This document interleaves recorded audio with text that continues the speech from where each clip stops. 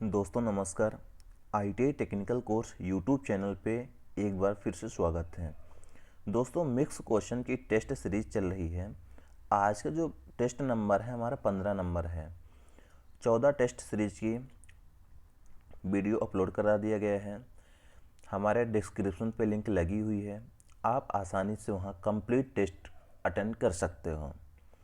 आज का question number first है। दोस्तों इस चैनल पे नए हो, चैनल को सब्सक्राइब कर लेना और दोस्तों को शेयर जरूर करना। आज के फर्स्ट नंबर क्वेश्चन बताएंगे, भू प्रतिरोध डैश डैश पर निर्भर नहीं करता। यानी जो हमारा अर्थ का रजिस्टेंस होता है वो टाइम ऑफ ऑपरेशन पर निर्भर नहीं करता, कि हमारे कोई भी उसमें टाइमर नहीं लगा होता, कोई भी लिमिट नहीं होती टाइम की। कभी भी जब फॉल्ट आता है, ओवर करंट होता है, तो हमारा रेजिस्टेंस वर्किंग करना चालू कर देता है, करता रहता है, कंटिन्यूटी में लगा ही रहता है। अगला क्वेश्चन है, अगला क्वेश्चन ये है, डीजल इंजन की यांत्रिक दक्षता को डैश डैश के रूप में परिभाषित किया जाता है। जो हमारी डीजल इंजन होती है उनकी मैकेनिकल एफिशिएंसी जो होती है, उसकी जो मैकेनिकल एफिशिएंसी होती है BHP बटे IHP में के रूप में परिभाषित किया जाता है।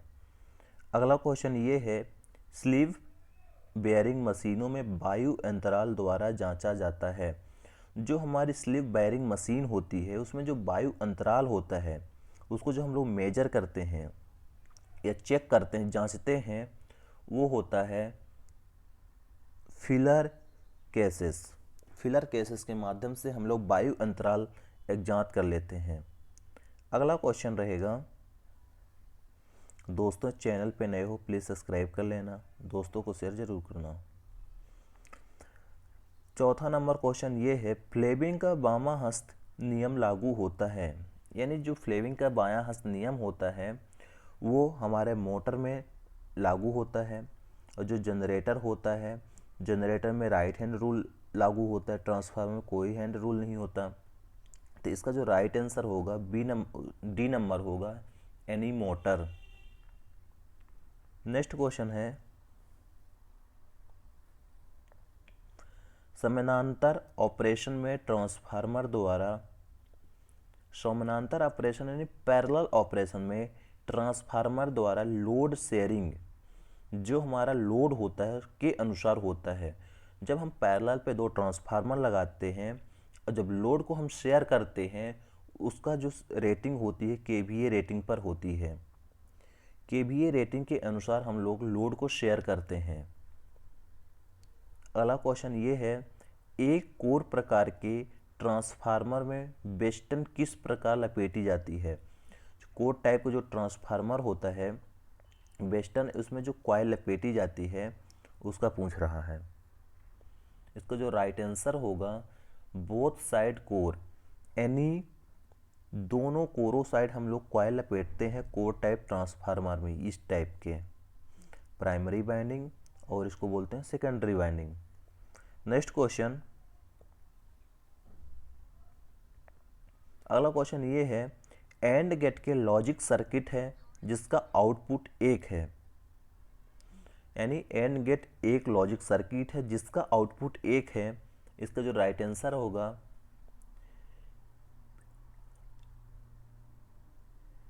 If and only if all its input are 1।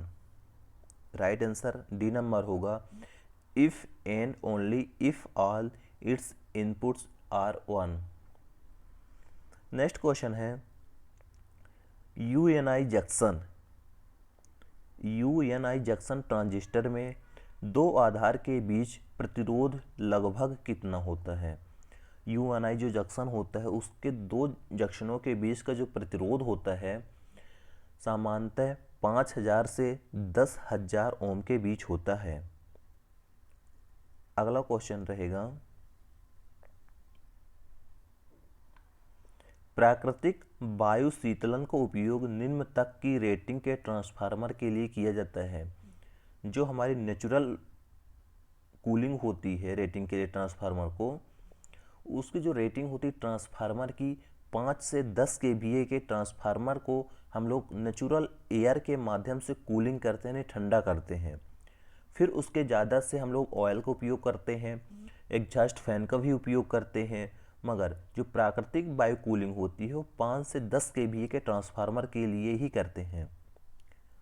अगला क्वेश्चन है,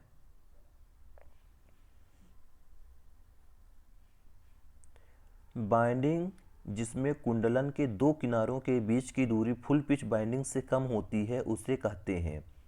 ऐसी कौन सी बाइंडिंग है जो दो किनारों के बीच की दूरी फुल पिच बाइंडिंग से कम होती है? उसका जो राइट आंसर होगा शॉर्ट पिच बाइंडिंग। अगला क्वेश्चन है, निम्नलिखित में से कौन से जनरेटर में फील्ड और आर्मेचर के कारण पैदा होने वाले ओमिक ड्राफ्ट के कारण टर्मिनल वोल्टेज प्रेरित ईएमएफ से कम होती है? Series generator. जो हमारा सीरीज जनरेटर होता है उसके जो टर्मिनल वोल्टेज होती है प्रेरित ईएमएफ से कम होती है ओमिक प्रतिरोध के कारण। अगला क्वेश्चन है, सटीकता की परवाह न करते हुए कौन सा उपकरण सबसे सस्ता है? यानी जो हमारा इंस्ट्रूमेंट होता है, इंस्ट्रूमेंट्स एक्यूरेसी यानी सटीकता की परवाह न करते हुए जो हम सबसे सस्ता उपकरण होता है वो होता है moving iron instrument. Moving iron instrument बहुत सस्ता होता है, बहुत एक्यूरेसी यानी सटीकता से मेजर करता है। अगला क्वेश्चन है,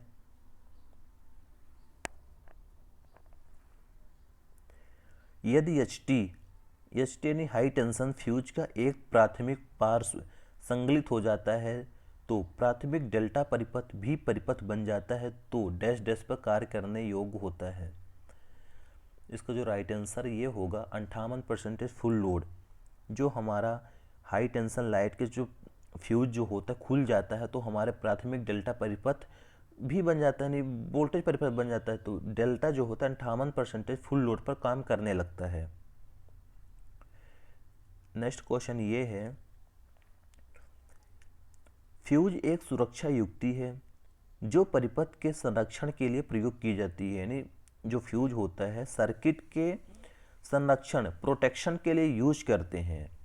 इसका जो राइट आंसर होगा एक्सेस करंट। अगला क्वेश्चन ये रहेगा, शून्य भार का चुंबकीय घटक है।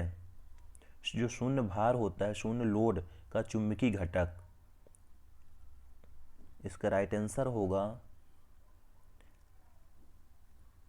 Lag behind the applied voltage bye 90 अंश। शून्य भार पर चुंबकीय का घटक। अगला क्वेश्चन है, इंडक्शन मोटर में शॉर्ट सर्किट टेस्ट एक डैश डैश टेस्ट है। जो हमारा इंडक्शन मोटर है उसमें जो शॉर्ट सर्किट टेस्ट एक डैश डैश टेस्ट होता है ब्लॉक रोटर टेस्ट। जो ब्लॉक रोटर टेस्ट होता है शॉर्ट सर्किट टेस्ट के लिए किया जाता है। अगला क्वेश्चन है, निम्न में से कौन सी हानि ट्रांसफार्मर सभी प्रचालन स्थितियों में शून्य होती है? इसका राइट आंसर होगा फेरेंटिक लॉस। फेरेंटिक लॉस में ट्रांसफार्मर की प्रचालन स्थिति शून्य होती है। अगला क्वेश्चन है, आइसोलेटर का डैश डैश परिस्थितियों पर प्रचालन किया जाता है। यानी आइसोलेटर जो होता है वो डैश डैश परिस्थितियों में ऑपरेशन के लिए हम लोग यूज करते हैं। इसका जो राइट आंसर होगा नो लोड। दोस्तों नो लोड पर आइसोलेटर को ऑपरेट करते हैं।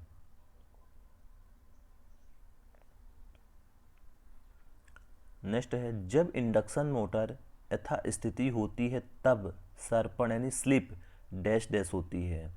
इसका राइट आंसर होगा एक।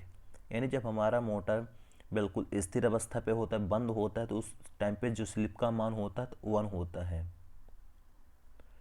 नेक्स्ट क्वेश्चन है, संचरण लाइन में झोल सबसे कम से प्रभावित होता है। जो ट्रांसमिशन लाइन होती है उसमें जो लूज होता है, वो जो करंट के कारण कंडक्टर जो प्रभावित होता है हीट के कारण। अगला क्वेश्चन रहेगा 2.5 माइक्रोफैरड तथा 4 माइक्रोफैरड 220 वोल्ट के दो कैपेसिटर पैरेलल में यानी समानांतर में संयोजित हैं। इस संयोजन को अंदाजिकतम कितने वोल्टेज सप्लाई की जा सकती है? इसका जो राइट आंसर होगा 220 वोल्ट।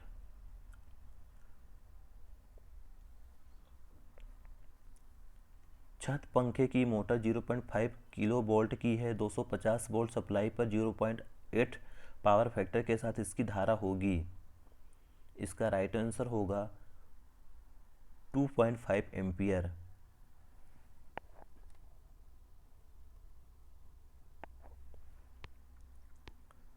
नेक्स्ट क्वेश्चन, एक नगण्य प्रतिरोध कॉइल में से प्रवाहित धारा 20 एम्पियर है। यदि फ्रीक्वेंसी को दोगुना किया जाता है तो धारा का मान क्या होगा? बिना प्रतिरोध वाली कॉइल में से यदि 20 एम्पियर की करंट है तो यदि फ्रीक्वेंसी का मान 0 है तो करंट का मान क्या होगा? नहीं, फ्रीक्वेंसी को दोगुना किया जाता है तो धारा का मान, यहाँ पे फ्रीक्वेंसी दोगुना कर रहे हैं तो करंट का मान क्या होगा? इसका राइट आंसर होगा 10 एम्पियर। फ्रीक्वेंसी का मान बढ़ाएंगे तो करंट का मान घटेगा। अगला क्वेश्चन ये है, कॉइल का प्रतिरोध 10 ओम तथा इंडक्शन 10 मिली हार्स है, तो इसका समय नियतांक एक ज्ञात कीजिए। राइट आंसर होगा 24 का 1 मीटर सेकंड। अगला क्वेश्चन ये है, 5 वोल्ट को मापने के लिए यदि कोई 0 से 100 वोल्ट रेंज वोल्टमीटर का चयन करता है जो प्लस माइनस के साथ सटीक है, तो इस माप में डैश डैश प्लस माइनस 20% त्रुटि होती है। प्लस माइनस 20% त्रुटि होती है। दोस्तों, टेस्ट नंबर 15 का 25 क्वेश्चन कंप्लीट हो चुका है। यदि आप लोग चैनल पे नए हो, चैनल को सब्सक्राइब कर लेना।